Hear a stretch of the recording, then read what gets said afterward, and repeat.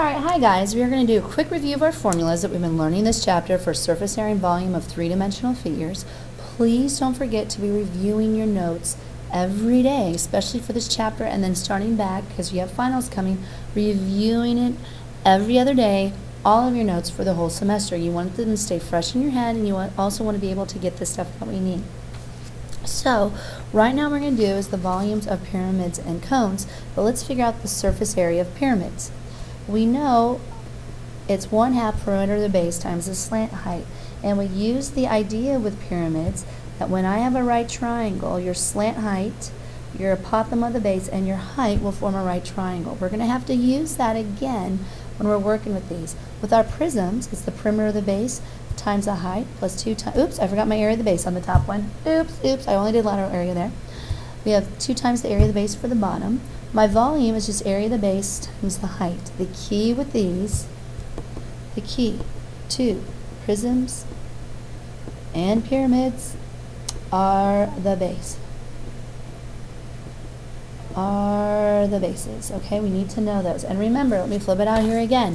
How do you find lateral surface and or volume of a prism or pyramid? Draw the base figure. Find the perimeter and area of the base. Write your formulas and then plug and chug directly below. And 4, label correctly. For cylinders, your surface area is your circumference times the height of your cylinder plus 2 times the area of our bases, which are pi r squared.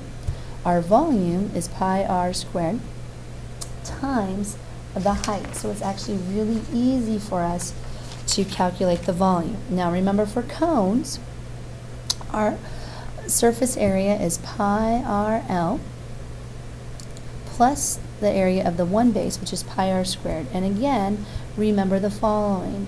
The radius, the height, and the slant height also form a right triangle, and we're still going to use the Pythagorean theorem today. Now, the cool thing is, when I have a cone or in a cylinder, or here a pyramid and a prism, I'm going to go grab one real quickly here. I'll show you how this works. I'm going to do it here. All right. Here I have a pentagonal prism and a pentagonal pyramid. Their bases are exactly the same size, as you can see, and they are the same height. Now, clearly looking at the two, now let me show you what I mean here. Looking at the two, which is going to have a greater volume? You should say prism. Now, here's my question. How much? Because when I look at it, you can see this doesn't quite fill it up. Well, if I have water here, and I'm going to do this off thing so you don't see my water going. I'm going to fill up our pyramid with water all the way to the top. And then I'm going to pour it into right here, and you can see the water in there. I wish I could show it to you at an angle. The pyramid. It didn't fill it up. In fact, it looks like about 1/3. So I'm going to do it again. And we'll see how many of these pyramids it takes to fill up right here that prism. Okay, there's 2. Notice again, I'm still not full to the top. You guys see that? There's still some room to spare. So I'm going to do this one more time. I'm going to pour it in there. And if you notice, that goes exactly to the top. It took 3 pyramids to fill that one prism that had the same size base and the exact same height. So when I calculate the volume of a pyramid, I actually treat it like my prism, but it only is 1/3 of the actual volume that you're going to use. So here's really cool. Here's the formula. It's so simple. The volume is 1/3 area of the base times the height, because it took 3 pyramids to fill up the prism. Or the other way you can do it is the area of the base times the height over 3. Now, please don't forget the fact your apothem and your slant height might have to be used here, but it works out every time. So when I do the next one, find the volume of a square pyramid. The first thing we always do is we draw our base. All right. Then we find, now we're doing, notice we're doing volume. So it's area of the base times the height over 3. I do not have to find perimeter, but I do have to find the area of the base, which is base times height. So 9 times 9 is 81 square centimeters. Now I also have to know the height. Well, they did give it to us. It's going to be 14 centimeters. So when I do that, I just have to plug and chug it in. So I get 81 times 14 divided by 3. When I do that, I get the following for my answer. I do believe it's 378 cubic centimeters. Now, please understand, and I have water over here, so I'm getting everything wet without meaning to. That's what I get for playing an experiment there and making sure you guys can see it. Hoping I don't get this all wet. Look at the following. It says, find the volume of a regular hexagonal pyramid with height equal to the apothem of the base. This is a regular hexagonal pyramid. So what I have to do first? Draw the what? You got that. Draw the base. And guys, I don't understand why you don't do this. It is the key to solving these. It's the key to the process that we show you to solve these. And you should know if it's a regular hexagonal pyramid, it's a regular polygon that we work with. And we know that's 12 feet on the side. So to find the area of that, it's 1/2 apothem times perimeter. So that means I have to know the perimeter and I have to figure out the apothem. Well, the perimeter is easy. It's just 6 times 12, which is 72. But to get to the apothem, I have to draw it in. I have to draw in my central angle triangle. I have to know how to get my central angle, and I don't want to forget that. So that's 360 divided by 6, so that's 60 degrees. And it bisects it, so that's 30 degrees.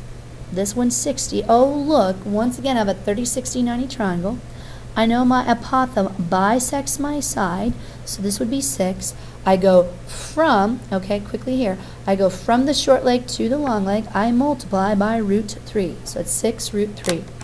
So now when I find the area of my base, it's 1/2 my apothem, 6 root 3, times my perimeter of 72. 1/2 of 6 is 3. 3 times 72, that's 216 root 3 square feet. Now, I want to be able to find my volume, which is just the area of the base times the height over 3. I don't know the height, but I do have the information I now need. The height is equal to the apothem of the base, which is 6 root 3. So now, the area of my base is 216 root 3 times the height, which is 6 root 3, all over 3. And when you simplify that, the cool thing is root 3 times root 3 is 3, and I divided it by 3. Those are all gone. So now I just got to go 216 times 6, which is 1,296 cubic feet. All right, let's do another one with hexagons, because again, you have to know how to do this by now. And I want to make sure you know it well. It says find the volume of a regular hexagonal pyramid with a base edge length of 2 centimeters and a height equal to the area of the base. So I have to figure it out. So I'm going to draw my base again. Here's our base. It's a hexagon. I know it's a regular one because it's a regular hexagonal pyramid, and I know the side length is 2. But I do have to, in order to find the area of this, it's 1/2 apothem times perimeter. I have to know perimeter, and I have to find the apothem. Well, the perimeter is easy because all the sides are the same. So it's just 6 times 2, which gives me 12. But then again, I have to draw in my central angle triangle, my apothem, which bisects my side, which leaves that as 1. I use my central angle,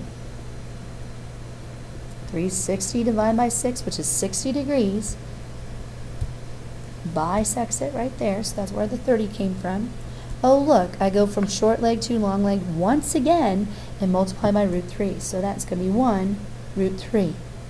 So now I have my apothem, I have my perimeter, I can find the area of my base.